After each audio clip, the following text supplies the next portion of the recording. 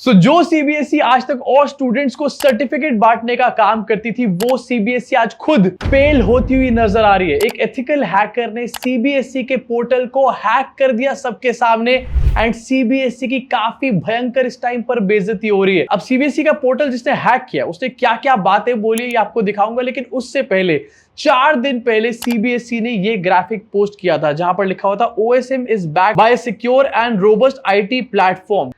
Secure and robust IT platform. अबे इससे ज्यादा कचड़ा प्लेटफॉर्म किसी ने नहीं बनाया होगा आज तक। ऐसे ऐसे क्लेम सामने आए हैं। अब देखो सीबीएसई के काफी ज्यादा बुरे दिन चल रहे हैं, एक एक करके उनके ऊपर बॉम्ब फोड़े जा रहे हैं। थोड़े दिन पहले वेदांत नाम का एक स्टूडेंट सामने आया था जिसने बताया था कि जो आंसर शीट्स है उनके अंदर अदला बदली हो चुकी है एंड उस वेदांत को पाकिस्तानी कॉकरोच पता नहीं क्या क्या बुलाया गया था एंड उसके बाद सीबीएसई ने वहां पर अपनी गलती मानी थी, लेकिन उसके बाद 2 और बॉम्ब सीबीएसई के ऊपर फूट चुके हैं। पहला बॉम्ब यहां पर फोड़ा निसागर नाम के इस एथिकल हैकर ने, जिसने सीबीएसई के पोर्टल को हैक कर दिया एंड आपकी स्क्रीन के ऊपर दिखाना चाहता हूं सीबीएसई के पोर्टल पे उन्होंने बैड एप्पल सॉन्ग यहां पर चला के रख दिया। निसागर ने यहां पर हैकिंग तो करी अपना पॉइंट प्रूव करने के लिए, लेकिन बैड एप्पल नहीं, बैड मशरूम सॉन्ग चलाना चाहिए था। शायद मोदी जी को और ज्यादा इंटरेस्ट आ जाता। अब निसागर ने सीबीएसई का पोर्टल हैक किया एंड निसागर ने यहां पर यह क्लेम करके बताया कि सीबीएसई के पोर्टल में जो मास्टर पासवर्ड है उसको एन्क्रिप्ट ही नहीं किया गया। इजी वर्ड्स में अगर समझाया जाए तो मास्टर पासवर्ड जो है इसको सही तरीके से सिक्योर ही नहीं करा गया। सीबीएसई के पोर्टल पे मास्टर पासवर्ड को कोई भी यहां पर देख सकता है, यानी कि तिजोरी को यहां पर खोल के रख दिया गया है, आओ और लूट करके ले जाओ। इसके अलावा निसागर अधिकारी नाम के इस एथिकल हैकर ने यह भी बताया कि ये उनकी लाइफ का सबसे इजी हैक था।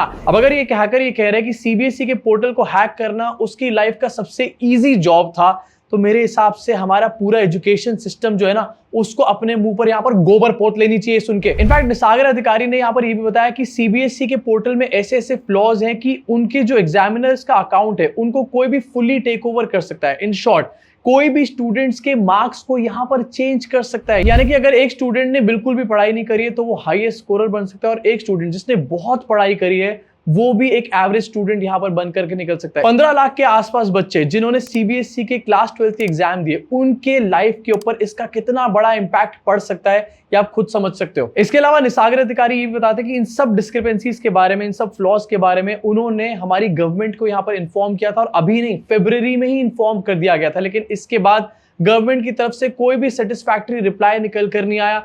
कहीं ऐसा तो नहीं कि उन्होंने मोदी जी को यहां पर ईमेल कर दिया था, मोदी जी को समझ ही नहीं आया कि क्या रिप्लाई करना है, सपना सपना सवरना। ऑल्सो निसागर ने यहां पर कुछ फोटोज पोस्ट करी है, इसको लेकर के एक और स्टूडेंट सार्थक सिद्धांत इनका नाम है, अभी आगे इनकी भी स्टोरी आपको सुनाऊंगा। इन्होंने भी बहुत बड़ा बॉम्ब फोड़ा है सीबीएसई के ऊपर। इन्होंने यहां पर ट्वीट करके बताया कि ये जो फोटोज अपलोड करी गई है सीबीएसई के हिसाब से स्कैन्ड कॉपीज डाली जानी थी इस वेबसाइट पोर्टल के ऊपर, लेकिन इन फोटोज में फ्लैश की ग्लेयर साफ साफ नजर आ रही है। इनफैक्ट आप फोटोज में देखोगे कि कुछ पेजेस यहां पर फोल्ड हुए हैं, खाली पेजेस की फोटो खींची गई है। मतलब कहा यह गया था कि ओएसएम का जो सिस्टम है इसमें स्कैन्ड कॉपीज डाली जाएंगी सीबीएसई के द्वारा पोर्टल के ऊपर, लेकिन ऐसा लग रहा है यहां पर इन्होंने गलगोटिया के स्टूडेंट्स से आंसर शीट्स की फोटो खिंचवा कर फोन से और उसको अपलोड करने का काम किया है। इसका मतलब आप लोग समझ रहे हो कि हम लोगों से टैक्स के पैसे यहां पर लिए जा रहे हैं, भर भर के टैक्स के पैसे हर चीज के ऊपर लिए जा रहे हैं एंड उसमें से कहा जा रहा है कि एक पार्ट ऑफ टैक्स जो है आपका हम एजुकेशन के ऊपर स्पेंड करेंगे, लेकिन एजुकेशन के ऊपर किस तरीके से उसको स्पेंड किया जा रहा है, फर्जीवाड़ा कर करके। एंड कोई बड़ी बात नहीं कि इस पैसे का मशरूम कोई नेता बैठ कर कहीं पर खा रहा हो। अब देखो हमारे देश के एजुकेशन सिस्टम काफी खस्ता हाल है। अभी तक तो सिचुएशन ये थी कि हमारे देश का जो टैक्स पेयर है वो अपने देश के सरकारी स्कूल में अपने बच्चों को नहीं भेज सकता इजीली,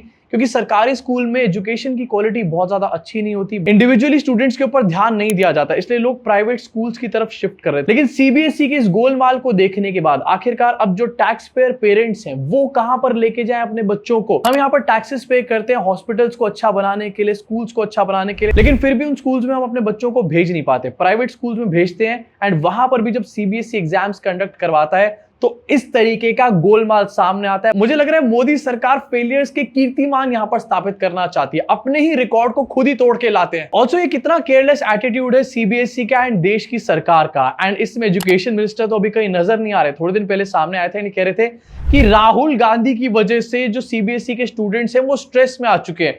अबे राहुल गांधी की वजह से आ चुके हैं या मोदी की वजह से आ चुके हैं? ऑल्सो जैसे मैंने बताया कि निसागर अधिकारी ने सरकार को इसके बारे में जानकारी दी एंड सरकार ने इसके ऊपर कुछ भी नहीं करा। वेराज मैं आपको कुछ दिखाना चाहता हूं। 17 साल के एक यंगस्टर ने कुछ टाइम पहले गूगल के अंदर यहाँ पर एक सिक्योरिटी लूपहोल को फ्लैग किया था एंड उसकी वजह से गूगल ने उस 17 साल के बंदे को $36,000 का रिवॉर्ड दिया था। एंड ये सिर्फ गूगल की कहानी नहीं है, बड़ी बड़ी कंपनीज ऐसा करती हैं। अगर कोई उनके लूपहोल को फ्लैग कर दे तो वो उसको रिवॉर्ड करती हैं, ना कि इस तरीके से इग्नोर करती हैं। सरकार को यह बात पता चल चुकी थी कि सीबीएसई के पोर्टल में बहुत सारे फ्लॉज हैं। मास्टर पासवर्ड खुला पड़ा हुआ है, यहाँ पर कोई भी आओ घुसो और चोरी करके यहाँ पर ले जाओ। सारे क्वेश्चन पेपर, सारे आंसर शीट सब तुम्हारे सामने पड़े। लेकिन इसके बावजूद भी देश की सरकार ने, सीबीएसई ने, एजुकेशन मिनिस्ट्री ने इसके ऊपर कुछ भी नहीं करा, ये जानते हुए भी कि इसकी वजह से लाखों स्टूडेंट्स का फ्यूचर स्टेक पर आ सकता है। वाह, तालियां हो जाए इनके लिए। अब निसागर के ये सब चीजें फ्लैग करने के बाद पहले तो बीजेपी आईटी सेल एंड कुछ लोग निकल करके आए ये कहने कि ये तो एंटी नेशनल है, हैकर की बातों को बिलीव करोगे। लेकिन अल्टीमेटली सीबीएसई ने इस प्रॉब्लम को यहाँ पर एक्सेप्ट किया कि हाँ ये फ्लॉज हैं एंड इनके ऊपर अब काम किया जा रहा है। आईआईटी के लोगों से इनके ऊपर काम कराया जा रहा है। अबे आईआईटी के लोग सीबीएसई का काम करेंगे तो आईआईटी का फ्लॉ कौन पकड़ेगा? अब इसके अलावा एक और बॉम्ब यहाँ पर फोड़ा गया। एक नाम आपको मैंने थोड़ी देर पहले बताया था, सार्थक सिद्धांत। सार्थक सिद्धांत एक 12th का स्टूडेंट है जिसने खुद यहाँ पर एग्जाम्स दिए थे एंड सार्थक सिद्धांत ने यहाँ पर बताया कि ओएसएम का जो पूरा सिस्टम है, इसमें जिस कंपनी को यहां पर रोप इन किया गया उसको फर्जीवाड़े से रोप इन किया गया। टेंडर उस कंपनी को देने के लिए टेंडर के रूल्स बार बार यहां पर चेंज किए गए क्योंकि वो कंपनी इतनी ज्यादा खटारा और घटिया थी कि रूल्स को बार बार नीचे करना पड़ा यहां पे। एंड सार्थक सिद्धांत ने कहां से एक्सपोजे किया है? सीबीएसई के अपने पब्लिक डॉक्यूमेंट से निकाल करके एक्सपोजे किया गया। यानी कि वो काम जो हमारे देश की मीडिया को करना चाहिए था वो काम 12th के स्टूडेंट्स कर रहे हैं यहाँ पर। एंड हमारे देश की मीडिया क्या कर रही है अभी दिखाऊंगा आपको। अंजना दीदी काफी बौखलाई हुई है। लेकिन पहले सार्थक सिद्धांत यहाँ पर बताते हैं कि एक कंपनी जिसका नाम है कोएम्प्ट एडुटेक, इसको यहाँ पर टेंडर दिया गया, जबकि ये टेंडर जो है किसी बड़ी कंपनी को यहाँ पर मिलना चाहिए था। लेकिन ये जो कोएम्प्ट नाम की कंपनी है, पहले इसका नाम था ग्लोब अरीना एंड इस कंपनी के ऑलरेडी यहाँ पर लिंक्स थे 2019 में तेलंगाना एग्जाम डिजास्टर के साथ। यानी कि जो कंपनी 2019 में तेलंगाना के एग्जाम्स में पहले एक बहुत बड़ा डिजास्टर कर चुकी है, उसको यहां पर रोप इन किया गया, बस उसका नाम बदल करके एंड रूल्स को चेंज करके। एंड गेस व्हाट, सीबीएसई के बच्चों को स्ट्रेस कौन दे रहा है? राहुल गांधी। इनफैक्ट सार्थक सिद्धांत ने यहां पर यह बताया कि ओएसएम का जो सिस्टम है वो उसके एंटी नहीं है, वो उसके प्रो है। अच्छा सिस्टम है काफी ज्यादा, लेकिन इस सिस्टम को जिस तरीके से इंप्लीमेंट किया गया वो काफी ज्यादा घटिया था। एंड यही चीज मैं भी आपके सामने कई बार बोल चुका हूं। सरकार बहुत सारी अच्छी चीजें यहां पर लेकर आती है, जैसे कि एआई समिट भी हमारे देश के अंदर कराया गया था फरवरी एंड में, लेकिन उस एआई समिट को कितने घटिया तरीके से एग्जीक्यूट यहां पर किया गया। गलगोटियंस को उठाकर बिठा दिया जिनके पास कोई भी एक्सपीरियंस नहीं था। चाइनीज कुत्ते को अपना रोबोट बना करके लेकर आ गए थे। आइडियाज तो बहुत बड़े बड़े लेकर के आ रहे हैं मोदी जी, लेकिन एग्जीक्यूशन के टाइम पर मोदी जी का सपना सपन्ना हो जाता है। अब देखो ये सब भसूड़ियां पड़ने के बाद सरकार को क्या करना चाहिए था? इन स्टूडेंट्स को बुलाना चाहिए था, इस एथिकल हैकर को बुलाना चाहिए था, इनके साथ मीटिंग करनी चाहिए थी एंड इस पूरे डिस्कशन के बारे में पूरे देश को बताना चाहिए था। आगे आने वाले टाइम में जो बच्चे सीबीएसई का एग्जाम देने वाले हैं उनको बताना चाहिए था, जिससे उनको कॉन्फिडेंस मिलता। लेकिन गवर्नमेंट ने ऐसा कुछ नहीं किया। In fact opposition party and Rahul Gandhi ने इनिशिएटिव लिया, इन क्लास 12th के स्टूडेंट्स को बुलाया, उनसे डिस्कशन किया एंड उसकी वीडियो बनाकर बकायदा सोशल मीडिया पर डाल दी। एंड इसमें सबसे अजीब बात यहां पर यह है कि मोदी जी अक्सर परीक्षा पे चर्चा करते हुए नजर आते हैं। अब ये परीक्षा पे चर्चा तब करी जाती है जब उसकी बिल्कुल भी जरूरत नहीं होती। एंड इस टाइम पर जब खुद देश के स्टूडेंट्स परीक्षा पे चर्चा कर रहे हैं तो मोदी जी एंड उनकी पार्टी के लोग परीक्षा पे चर्चा का नाम भी नहीं ले रहे। अबे इस टाइम पर करो ना परीक्षा पे चर्चा। वैसे और भी बहुत सारे नेता हैं जिनका इसके ऊपर रिएक्शन निकल करके आया, लेकिन एक नेता है जिनका रिएक्शन यहां पर वर्थ मेंशनिंग है और वो है राघव चड्ढा। राघव चड्ढा ने आम आदमी पार्टी कह के छोड़ी थी कि मुझे यहां पर बोलने नहीं दिया जा रहा। राघव भाई वहां पर तो बोलने नहीं देते, यहां पर तो रील और ट्वीट भी नहीं करने देते तुम्हें। राघव चड्ढा कई सालों से दिखाता था कि मैं तो जनता के इश्यूज यहां पर उठाता हूं। समोसा इतना महंगा क्यों हो गया? कोल्ड कॉफी इतनी सस्ती क्यों हो गई? अब फाइनली जब देश के स्टूडेंट्स को जरूरत है कि पॉलिटिशियंस उनकी आवाज उठाएं, तो उस टाइम पर राघव चड्ढा पूरी तरीके से म्यूट हो चुके हैं। ना ही राघव चड्ढा ने नीट यूजी के ऊपर कुछ बोला, ना ही राघव चड्ढा ने सीबीएसई ओएसएम के ऊपर कुछ बोला, ना ही एसएससी जीडी के बारे में राघव चड्ढा ने बात करी एंड सीयूईटी यूजी के बारे में भी राघव चड्ढा ने अभी तक कुछ नहीं बोला है। कहां हो भाई? चलो नेताओं का तो काम ही यहां पर पॉलिटिक्स करना होता है, लेकिन मीडिया का काम होता है सच आपके सामने रखना। इतनी बड़ी बड़ी चीजें सामने आ रही हैं तो एटलीस्ट इसके ऊपर अब तो डिस्कशन होना चाहिए, क्योंकि बहुत सारे मीडिया पर्सन ऐसे हैं हमारे देश की मीडिया में जिनके खुद के बच्चे 12th में इस टाइम पर होंगे या फिर 12th का एग्जाम दे चुके होंगे, लेकिन फिर भी ये इसके बारे में बात नहीं कर रहे। इनफैक्ट अंजना ओम कश्यप जो कि प्राइम टाइम एंकर है, अंजना ओम कश्यप इस टाइम पर टारगेट कर रहे हैं यूट्यूब टीचर्स को। स्टार टीचर्स, यूट्यूब वाले स्टार टीचर्स जिनको कुछ जानना ना कौड़ी, कभी ब्लैक बोर्ड लेकर कुछ एक्सप्लेनर बनाते हैं, खाली व्यूज बटोरते हैं, उटपटांग ग्रैब्स लिखते हैं। YouTube के स्टार टीचर जिनको ना कुछ जानना होता ना कौड़ी, ये अंजना ओम कश्यप बोल रही है। वो अंजना ओम कश्यप जिन्होंने मोदी और ट्रंप के बीच में कहा था कि बिजली कड़कती है बिजली, एंड कैसी बिजली कड़कती है ये तो हमारे को देखने को मिल ही रहा है। लेकिन उसके अलावा भी अंजना ओम कश्यप ने पिछले कई सालों में कोई भी रियल इश्यू के ऊपर यहाँ पर डिस्कशन नहीं करा होगा। इनफैक्ट वेस्ट बंगाल का जो रिजल्ट डे था उस दिन पर अंजना ओम कश्यप के ऊपर घटिया टिप्पणियां करी गई एंड बीजेपी के सपोर्टर्स ये काम कर रहे थे, उसके ऊपर भी अंजना ओम कश्यप ने कुछ नहीं बोला। एंड यहां पर अंजना दीदी कह रही है कि YouTube के जो स्टार टीचर्स हैं इनको कौड़ी की नॉलेज नहीं है और ये यहां पर व्यूज बटोरने के लिए आ जाते हैं। पूरे कांड में यहां पर CBSE गवर्नमेंट, हमारे देश के एजुकेशन मिनिस्टर एक्सपोज हो चुके हैं फुल ऑन। उसमें सवाल किससे पूछा जा रहा है? YouTube टीचर से सवाल यहां पर पूछा जा रहा है। अब अंजना ओम कश्यप ने जो टारगेट किया है यहां पर डेफिनेटली खान सर की बात हो रही है और भी बहुत सारे सेलिब्रिटी टीचर्स हैं YouTube के ऊपर, एंड इन्होंने काफी सारे स्टूडेंट्स को हेल्प करी है, फ्री में बच्चों को यहां पर पढ़ाया। अंजना दीदी आपकी तरह यहां पर फेक न्यूज नहीं फैलाने का काम किया। एंड अंजना के स्टेटमेंट के ऊपर अब इन टीचर्स के रिएक्शंस भी सामने आ रहे हैं। कहती है कि टीचर सबको कुछ आता जाता नहीं है। अच्छा तो तुम ही पढ़ाओ, हम लोग पढ़ने आ रहे हैं। पढ़ाओ कि 2000 के नोट में चिप लगा हुआ है। पढ़ाओ कि कैसे तलवे चाटे जाते हैं, हम लोग भी आके सीखेंगे।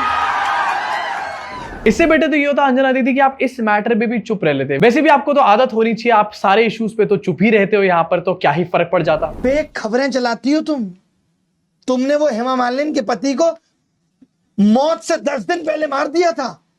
वो महिला हो तुम जो हमें कह रही हो कि हमें 2 कौड़ी का ज्ञान नहीं है। YouTube वाले स्टार टीचर्स जिनको कुछ जानना ना कौड़ी, जानना ना कौड़ी, बोर्ड लेकर कुछ एक्सप्लेनर बनाते हैं, जानना ना कौड़ी। देखो जो भी टीचर्स YouTube पे स्टार बने, मैं ये नहीं कह रहा हूं कि उनको सब कुछ आता है या फिर सब कुछ पता है या फिर उन्हीं की बातें सुनो, लेकिन डेफिनेटली उन्होंने कुछ तो ऐसा किया होगा जो उनको इतने सारे बच्चे यहाँ पर फॉलो कर रहे हैं, इतने सारे बच्चे उन टीचर्स को यहाँ पर रिस्पेक्ट दे रहे हैं। किसी का तो कुछ डेफिनेटली यहाँ पर हुआ होगा। ऐसा तो है नहीं कि वो अपनी डिग्रीज यहाँ पर छुपा रहे थे एंड बिना बात के रिस्पेक्ट मिले चली जा रही है। किसी भी क्रिटिकल मैटर पे जहां पर क्लियरली सरकार की गलती नजर आ रही है, अगर आप टीचर्स को टारगेट करोगे तो वो लोग इस तरीके से आपको जवाब देंगे ही। यहाँ पे इसका जवाब खैर मैं नहीं, आप ज्यादा अच्छा दे सकते हो, लेकिन बस एक शब्द बोलना चाहूंगी यार, छाछ का तो बोले, छलनी का क्या बोले, जिसमें 72 छेद। तुम बोल रहे हो जो सुबह से शाम तक सिर्फ फर्जी न्यूज देते हो, बिना होमवर्क की न्यूज देते हो। तुम 2000 के नोट में चिप लगा देते हो, ऐसी चिप कि अगर जमीन में भी पैसा गाड़ दोगे तो RBI को पता लग जाएगा। ऐसा मिसगाइड करते हो तुम लोग। किसी के मरने से पहले उसको मार देते हो। धर्मेंद्र जी को पहले ही उन्होंने की, उनका मृत्यु हो चुका है। एंड ये तो सिर्फ कुछ वीडियोस मैंने आपको दिखाई है, बहुत सारे टीचर्स हैं जो कि अंजना ओम कश्यप को यहाँ पर जवाब दे रहे हैं एंड अंजना दीदी मुंह छुपाती हुई नजर आ रही है। इनफैक्ट अंजना दीदी इतनी खिसिया गई कि एक और ट्वीट उन्होंने यहाँ पर कर दिया कि ये टीचर्स जो है ये बच्चों के पेरेंट्स को यहाँ पर लूट रहे हैं, पता नहीं दुनिया जहान के क्लेम्स यहाँ पर कर दिए। मतलब अंजना ओम कश्यप दुनिया जहान की बात कर सकती है, सबको यहाँ पर टारगेट कर सकती है, लेकिन एक बार भी यहाँ पर मोदी जी को तो छोड़ दो, CBSE, धर्मेंद्र प्रधान, इन लोगों से सही तरीके से सवाल नहीं पूछ सकती। अंजना ओम कश्यप के पास एक प्लेटफॉर्म है, काफी बड़ा प्लेटफॉर्म है कि अगर वो इस इशू को उठाएं तो ये इशू कुछ ही टाइम के अंदर सॉल्व हो सकता है। इनफैक्ट अगर इस चीज के ऊपर एक थॉरो डिबेट करी जाए तो आने वाले टाइम में कहीं पर भी कोई पेपर लीक नहीं होने वाला, इतने प्रेशराइज हो जाएंगे सरकार के लोग। लेकिन इन दलालों को इन सब चीजों से कोई फर्क नहीं पड़ता, इनको बस दलाली करनी है और TRP बटोरनी है और पैसे छापने, बाकी देश जाए भाड़ में। लेकिन ड्रामा फिर भी यहाँ पर ऐसा करना है कि भैया हम तो देश के असली मसीहा हैं। वैसे आपने देखा होगा कि बीजेपी हर चीज में यहाँ पर काफी ज्यादा प्रोएक्टिव नजर आती है, लेकिन यहाँ पर बीजेपी कहीं पर भी एक्टिव नजर नहीं आ रही, कहीं पर भी लोगों को कोई बात नहीं समझाई जा रही, क्योंकि इनको अच्छे तरीके से पता है कि इन्होंने बहुत बड़ा रायता फैला दिया है और वैसे भी इनके पास शायद टाइम नहीं है ये सब चीजें करने का, क्योंकि बीजेपी इस टाइम पर बिजी है वेस्ट बंगाल में स्टोन पेल्टिंग करने में। इमेजिन वो चीज इसको लेकर बीजेपी मुस्लिम्स को कहती थी कि मुसलमान तो पत्थरबाजी करते हैं, वो चीज बीजेपी वेस्ट बंगाल में खुद ही यहाँ पर कर रही है। रिसेंटली वेस्ट बंगाल में अभिषेक बैनर्जी को अटैक किया गया, कल्याण बैनर्जी को भी अटैक किया गया एंड पत्थर फेंके गए उनके ऊपर। एंड टीएमसी काफी सारी फोटोज को दिखा के ये कह रही है कि पत्थर फेंकने वाले जो लोग थे वो बीजेपी के ही लोग थे। बीजेपी ने वेस्ट बंगाल के अंदर ये कहकर वोट लिया था कि हम चेंज लेकर के आएंगे, गुंडागर्दी को बंद कर देंगे, एंड दूसरी तरफ अब खुद पत्थरबाजी यहाँ पर ये लोग कर रहे हैं। ऑल द बेस्ट बोलना चाहता हूँ वेस्ट बंगाल के लोगों को, आने वाले टाइम में काफी तगड़ा परिवर्तन यहाँ पर होने वाला है दोस्तों। अब इन सब चीजों के ऊपर आपका क्या सोचना है नीचे कमेंट सेक्शन में अपनी भड़ास को पूरी तरीके से निकाल डालो। मैं आपसे मुलाकात करूंगा इस चैनल के अगले वीडियो में।